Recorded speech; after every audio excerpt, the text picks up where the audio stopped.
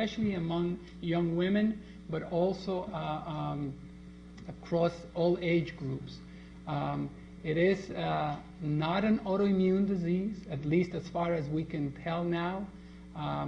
Some doctors even doubt the existence of this as a distinct entity or syndrome.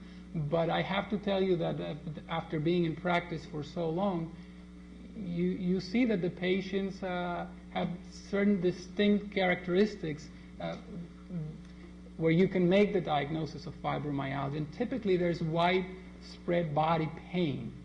That's the main symptom. But fatigue is very, very prominent, and sometimes even more disabling than the pain itself. Patients claim they cannot get out of bed in the morning, they cannot go to work, they cannot do what they are supposed to do, even caring for their young children. So you can imagine that that also has a very drastic and dramatic impact on patients' lives. Fibromyalgia is a disease or a syndrome.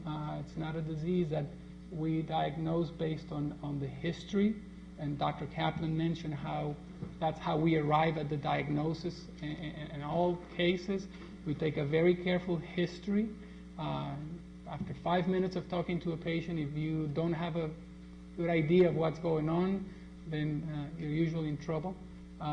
We do the physical exam, a careful physical exam.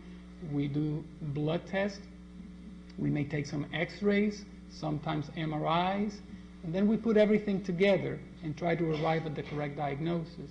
For fibromyalgia, the history is going to be the key, because there's no labs, no x-rays, no MRIs, no bone scans that are going to help us. The physical exam and the history is going to be the key. Now, these conditions can overlap. You can have osteoarthritis and can have gout.